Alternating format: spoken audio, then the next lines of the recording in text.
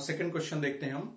ये जो क्वेश्चन है ये गेट 2003 का क्वेश्चन है। ये क्या कहता है कि in an amplifier circuit shown, ये एम्पलीफायर सर्किट बता रखा है इसने, the value of R1 and R2 are such that the transistor is operating at VCE and IC this when beta is equal to 150 for a transistor with beta 200 calculate the operating point। Means कि इसमें हमें दो part दे रखे हैं। First part क्या है, first part यहां तक है। फर्स्ट पार्ट में ये क्या कहता है कि जो बीटा है इसका, फर्स्ट पार्ट में इसने क्या कहा कि जो बीटा है दैट इज 150 और क्या दे रखा है इसमें हमें VCE दे रखा है इज इक्वल टू 3 वोल्ट्स और IC की वैल्यू दे रखी है कितनी, यहां पर 1.5 मिली एम्पियर। और हमें R1 R2 मींस के यहां पर जो RC होता था और यहां पर RB होता था उनकी वैल्यू नहीं दे रखी, तो हमें क्या करना है R1 की वैल्यू कैलकुलेट करनी है और R2 की वैल्यू कैलकुलेट करनी है। ये इसका फर्स्ट पार्ट है इस क्वेश्चन का। उसके बाद सेकेंड पार्ट में क्या कहता है, for a transistor with beta is equal to 200। जो सेकेंड पार्ट है क्वेश्चन का उसमें कहता है कि जो बीटा है किसी ट्रांजिस्टर का वो 200 है and calculate the operating point. Operating point का मतलब हमें VCE and IC find out करने हैं विद दिस बीटा। तो फर्स्ट पार्ट में हम R1 और R2 फाइंड आउट करेंगे। R1 R2 की वैल्यू आने के बाद हम VC एंड IC को कैलकुलेट कर सकते हैं। तो यहां पर यदि हम देखें इस सर्किट के अंदर यहां पर, तो इसने क्या कर रखा है यहां पर V1 और V2 लगा रखा है। यहां पर ये इनपुट वोल्टेज है और ये आउटपुट वोल्टेज है। कैपेसिटर लगा रखा है बिकॉज यहां पर AC सिग्नल इनपुट के लिए है और AC सिग्नल आउटपुट के लिए जो एम्पलीफायर है। अब हमें पता है कि जो DC बायसिंग सर्किट्स हैं, यदि हम DC के लिए देखें तो कैपेसिटर की वैल्यू जो है वो क्या होती है, इनफाइनाइट होती है। मींस के DC को पास नहीं करता कैपेसिटर। यदि हम इसकी कैपेसिटिव रिएक्टेंस देखें कैपेसिटर की, किससे डिनोट करते हैं XC से, दैट इज 1/2 पाई FC के बराबर होता है। और हमें पता है कि जो DC है, DC के लिए फ्रीक्वेंसी की वैल्यू कितनी होती है, 0 होती है। कोई फ्रीक्वेंसी होती नहीं, DC तो एक स्ट्रेट लाइन होती है। तो इसलिए यदि हम इसमें 0 वैल्यू पुट करें तो 1/0 और ये इनफाइनाइट हो जाएगा। इनफाइनाइट रेजिस्टेंस का मतलब होता है कि ये ओपन सर्किट है। ओपन सर्किट का मतलब कि इधर कोई काम नहीं करेगा। तो इसको हम यहां से रिमूव कर सकते हैं जब हम DC एनालिसिस करेंगे। किसके लिए, DC एनालिसिस जब हम जो कर रहे हैं अभी, ऑपरेटिंग पॉइंट जो फाइंड आउट कर रहे हैं, तो उसके लिए कैपेसिटर के बाद का जो सर्किट है उसकी कोई अहमियत नहीं है, सिर्फ DC पॉइंट ऑफ व्यू से जो सर्किट है उसकी अहमियत है। तो अब इसके हम वही नोटेशंस लिख लेते हैं। यहां पर ये एरो है तो ये क्या है, दिस इज एमीटर टर्मिनल। इसके अपोजिट में क्या है, यहां पर कलेक्टर और यहां पर क्या है, ये बेस टर्मिनल है।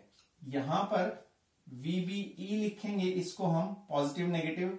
ये प्लस माइनस क्या लिखेंगे, इसको VCE लिखेंगे। यहां पर ये एमीटर करंट होता है और ये कलेक्टर करंट होता है यहां पर, और यहां पे क्या होगा, बेस करंट होगा। तो ये नोटेशंस हमने लिख ली है। तो सबसे पहले हम क्या करेंगे, हम इसके जो यहां पर जो R1 है, देखो R1 की वैल्यू कब निकलेगी हमारी, जब इसके इनपुट सेक्शन में हम इक्वेशन लिखेंगे। और इनपुट सेक्शन में जब इक्वेशन लिखेंगे हम, तो हमें पता है कि हमें तो IB का तो पता ही नहीं क्या है।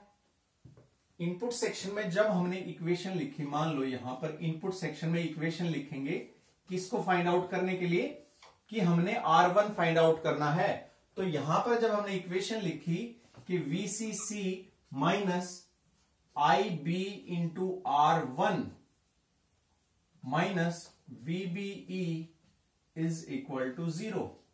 अब हमें पता है कि यदि हम R1 की वैल्यू निकालना चाहें तो हमारे लिए क्या होगा यहां पर, कि इस VCC minus VBE divided by क्या आएगा, यहां पर IB आएगा, जिसकी वैल्यू हमें नहीं पता है।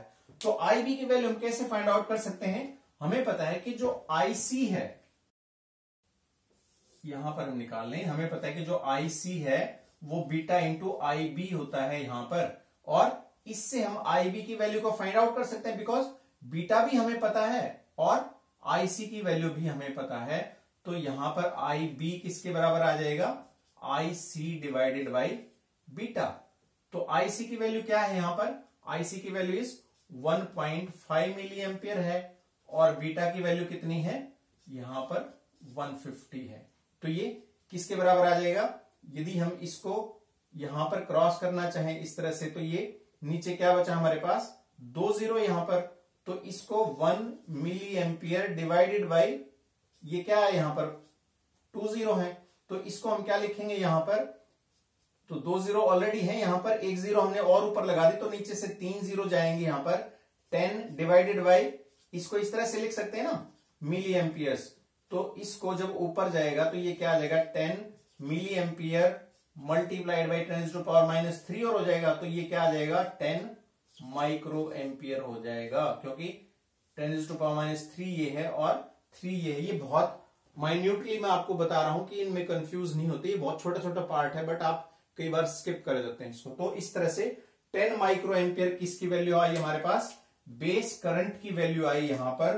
तो अब इसमें हम वैल्यू रख के बेस करंट की, VCC की वैल्यू कितनी हमारे पास 6 माइनस VBE 0.7 वोल्ट, और IB हमारा क्या आया 10 माइक्रो एम्पियर। तो ये क्या बचा यहां पर 5.3 डिवाइडेड बाई 10 माइक्रो एम्पियर का मतलब 10 इंटू यहां पर क्या है -6, तो क्या बचा ये 5.3 डिवाइडेड बाई 1 यहां पर 0 है, तो 10⁻⁵ बचा, तो क्या आ जाएगा 5.3 इंटू 10⁻⁵। तो इसको हम क्या लिख सकते हैं यहां पर, ये जो यहां पर 0 है हमारी, तो इसको हम क्या लिख सकते हैं 530 किलो ओम्स, क्योंकि ये पॉइंट था, तो 530 के लिए हमने 2 जीरो इसमें से बोरो कर ली, तो यहां पर क्या बचा 10⁻³ बचा, तो 530 किलो ओम्स। तो R1 की वैल्यू हमने निकाल ली, यहां पर क्या वैल्यू आई हमारे पास 530 किलो ओम्स। इसी तरह से हम R2 की वैल्यू के लिए, ये जो R2 की वैल्यू निकालनी हमें, इसके लिए हम क्या करेंगे, आउटपुट सेक्शन में इक्वेशन लिखेंगे यहां पर इस तरह से। तो आउटपुट सेक्शन में इक्वेशन का मतलब है कि आउटपुट सेक्शन में जब आप इक्वेशन लिखेंगे तो इस तरह से इसको हम यूं कर देते हैं, तो क्या आ जाएगी equation, VCC minus IC, RC की जगह क्या है यहां पर R2 है, and minus VCE is equal to 0, तो यहां पर R2 की वैल्यू क्या आ जाएगी VCC minus VCE divided by यहां पर क्या है हमारे पास IC। तो इसको हम क्या लिख देंगे यहां पर, VCC की वैल्यू क्या है हमारे पास 6 वोल्ट है, और VCE की वैल्यू क्या दे रखी है हमारी -3 वोल्ट, और IC की वैल्यू क्या है हमारे पास 1.5 मिली एम्पियर। इसका मतलब क्या हुआ कि 6 माइनस 3, तो ये 3 बच जाएगा यहां पर, और 1.5 इंटू 10⁻³ है, तो ये 2 से कट जाएगा, तो 2 ये ऊपर जाके क्या हो जाएगा इंटू 10⁻³, तो इसको क्या लिख देंगे 2 किलो ओम्स।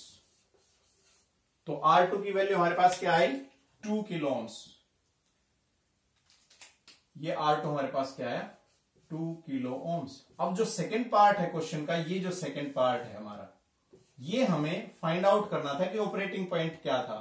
अब हमारे पास इस क्वेश्चन के लिए जो R1 है, हमें VCC पता है कितनी है 6 वोल्ट, R1 पता है कितना है 530 किलो ओम्स अभी निकाला है हमने, और R2 की वैल्यू क्या है हमारे पास 2 किलो ओम्स, ठीक है, और बीटा हमें पता है कि ये 200 है। तो इसके लिए ये क्या कहता है कि ऑपरेटिंग पॉइंट फाइंड आउट करो। ऑपरेटिंग पॉइंट का मतलब क्या है कि उसी तरह से हमारे पास VCE एंड IC की वैल्यू क्या रहेंगी, क्या कोऑर्डिनेट रहेगा जो हमें निकालना है ऑपरेटिंग पॉइंट के लिए।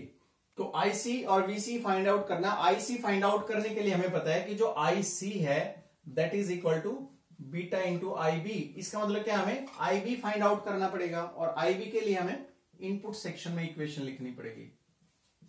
इनपुट सेक्शन में इक्वेशन क्या आ जाएगी, यदि हम वहां से लिखेंगे VCC minus I B into R1 minus VBE is equal to 0।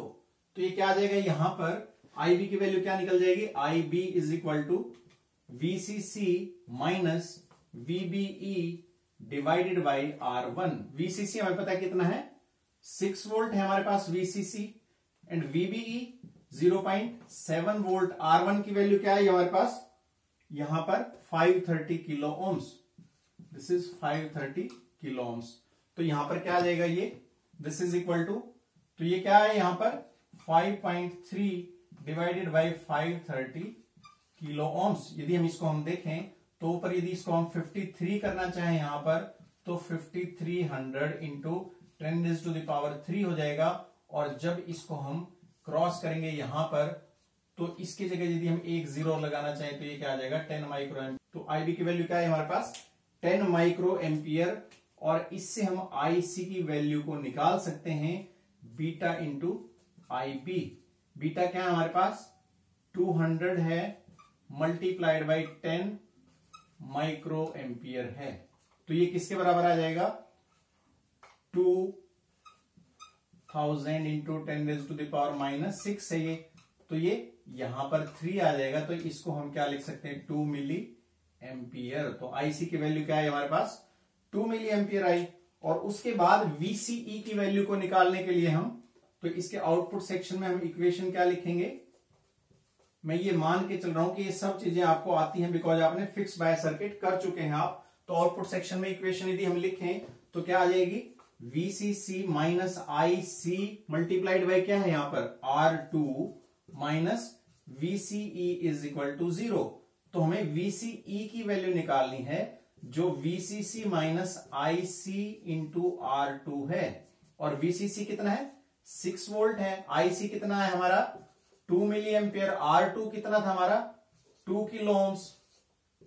ठीक है, तो ये क्या आ जाएगा 6 वोल्ट, और मिली से किलो कैंसिल हो जाएगा, और -4 आ जाएगा, 2 इंटू 2 4। तो यहां पर क्या आ जाएगा 2 वोल्ट। तो जो VCE की वैल्यू है, जो कोऑर्डिनेट्स है हमारे पास, वो क्या है 2 मिली एम्पियर एंड 2 वोल्ट्स।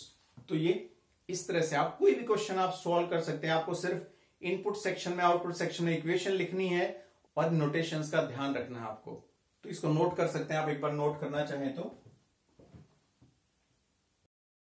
इस लेक्चर के लिए इतना ही। यदि आपकी कोई क्वेरीज है, कोई डाउट है, कोई भी सजेशन है, तो हमें कमेंट बॉक्स में लिखें। और ये वीडियो आपको पसंद आई तो इसको लाइक करें, अपने फ्रेंड्स में शेयर करें, और चैनल को जरूर सब्सक्राइब करें, ताकि हम और अच्छी वीडियोस आपके लिए बना पाएं। Thank you friends.